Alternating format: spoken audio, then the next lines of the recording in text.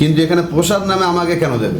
আমি কেন প্রসাদ খাবো? আপনার ধর্মের প্রসাদ আপনি খান, কেন আমি খাবো? প্রিয় দর্শক, আমি আনোয়ার হোসেন সর্দার, আর আমার চ্যানেল যেটা আছে দুয়ারের সংবাদ, আপনারা জানেন। আর আজকে আমাদের সঙ্গে রয়েছেন, বা আমার দুয়ারের সংবাদের চ্যানেলের ওনারা এসেছেন মুফতি সাহেব। দুজন মুফতি অলরেডি রয়েছেন। কারণ আজকে মুফতি সাহেবের কাছ থেকে আমরা কিছু জানতে চাই। গতকাল মুখ্যমন্ত্রী মমতা বন্দ্যোপাধ্যায় দীঘায় জগন্নাথ ধামের যে মন্দির রয়েছে, সেই মন্দিরে আজকের রথযাত্রার মাধ্যমে প্রথমে তারা উদ্বোধন করছেন, দীঘাতে আজ প্রথম। কিন্তু তার পাশাপাশি যে পুজো হবে, যে মন্দিরে যে পুজোটা হবে, সেই প্রসাদ রাজ্যের বিভিন্ন যে রেশন দোকানদার রয়েছে, সেই রেশন দোকানের মাধ্যমে রাজ্যের সমস্ত মানুষের কাছে তারা পৌঁছে দেবে বলে এই কথা ঘোষণা করেছেন। তো আমরা যারা মুসলিম রয়েছি, তারা এই যে প্রসাদ তাদের কি খাওয়া যাবে কি না, সেই জন্য আমাদের সঙ্গে রয়েছেন মুফতি সাহেব, মুফতি নাসিরুদ্দিন সাহেব এবং মুফতি জাকারিয়া সাহেব।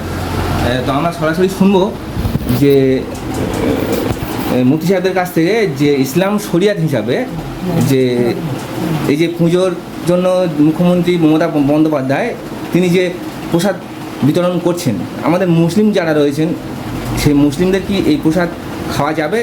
ইসলামের কোরআন এবং হাদিসের কি বর্ণনা রয়েছে, এই বিষয়ে আমরা একটু জানতে চাইছি। প্রথমে আমরা শুনবো, আপনার নাম? মুফতি নাসিরুদ্দিন সাহেব, দক্ষিণ 24 পরগনার মগরাহাট যুগদিয়া থেকে আমরা এনার সঙ্গে যোগাযোগ করেছি। নাসির ভাই, আসসালামু আলাইকুম ওয়া রাহমাতুল্লাহি ওয়া বারাকাতুহু। হ্যাঁ, আপনি এই বিষয়ে কি বলছেন বলুন। শরিয়াতের দৃষ্টিভঙ্গি থেকে হাদিস কোরআনকে লক্ষ্য করে দেখা যায়, গয়রুল্লাহর নামে যদি কিছু দেওয়া হয়, সেগুলো মুসলিম শরিয়াত মতে মুসলমানদের খাওয়া চলবে না, জায়েজ হবে না। সেরকমভাবে আমরা খবর পাচ্ছি, দীঘার জগন্নাথ ধামের যে প্রসাদ, সেই প্রসাদ হলো পূজার নামে বা ঠাকুরের নামে প্রসাদ দেওয়া হয়। সেই ঠাকুরের নামে প্রসাদ যে কন্ট্রোলের মাধ্যমে বা রেশমের মাধ্যমে বিতরণ হবে, মুসলিম জাতি এই রেশম থেকে বিরত থাকা উচিত। এটা মুসলমানদের জন্য খাওয়া জায়েজ হবে না। আচ্ছা, এবার আমরা শুনবো মুফতি জাকারিয়া সাহেবের কাছ থেকে। জাকারিয়া সাহেব, আপনি এই বিষয়ে কি তথ্য দেবেন? সাধারণ রাজ্যের যারা মুসলিম রয়েছে তাদের জন্য আপনি কি তথ্য দিতে চাইছেন? আলহামদুলিল্লাহ আলিহি ওয়াসসালাতু আলিয়া আউযুবিল্লাহি মিনাশ শাইতানির রাজীম বিসমিল্লাহির রহমানির রহিম লাকুম দীনুকুম ওয়ালিয়া দীন সাদাকাল্লাহুল আযীম। প্রিয় ভাই দর্শক, আজ সমাজে রাজনীতি নামে বিভিন্ন ধরনের কৌশল সামনে আসছে। সকলা চাচ্ছে মানুষের যে ভোট, যে অধিকার, সেটাকে কেড়ে নেওয়ার জন্যে বিভিন্ন রাজনীতিরা রেখেছে। যে কোনোভাবে আমাদের সামনে রেখে এই সামনে এসছে জগন্নাথ ধামের মন্দির যে তরফ থেকে যে প্রসাদ বিলি করা হচ্ছে, এটা আমাদের চলবে না। কেন চলবে না? কারণ হলো এই আজকে হলো রথযাত্রা। নিয়ম হলো এই, কোনো ধর্মীয় ব্যাপারে, ধর্মীয় জায়গা থেকে কোনো মিষ্টি আসা, কোনো প্রসাদ আসা, এগুলো আমাদের শরিয়াতে বৈধ নয়। আমরা অমুসলিম ভাই যারা শুনছেন, তাদেরকে আমরা ধন্যবাদ জানাচ্ছি।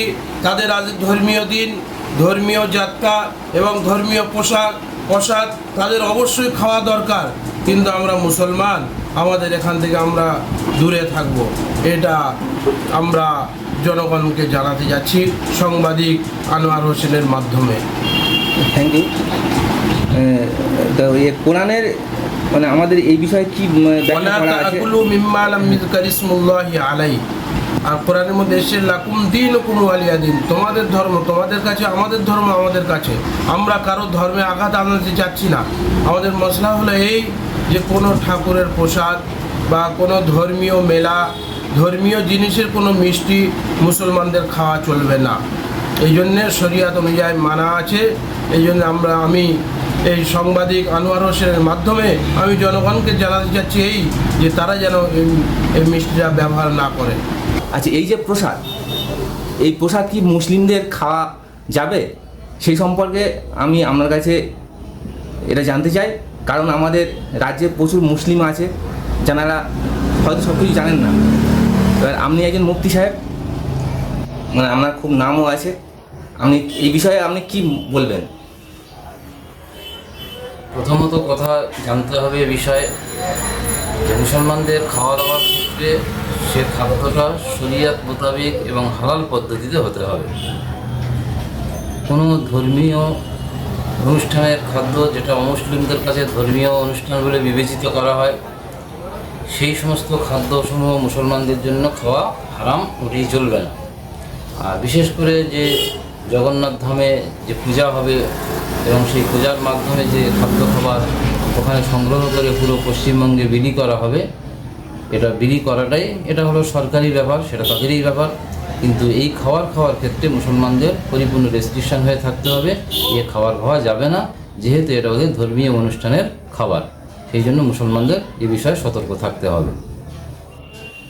কোরআন শরীফের মধ্যে এ বিষয়ে আল্লাহ পাক সুনির্দিষ্টভাবে বলে দিয়েছে যে হালাল জিনিস তোমরা খাদ্য হিসাবে ব্যবহার করো, যে জিনিসটা হালাল নয়, কোরআন শরীফের পরিভাষায় তাকে খবিজ বলা হয়েছে, সেই খাদ্যকে তোমরা পরিহার করো।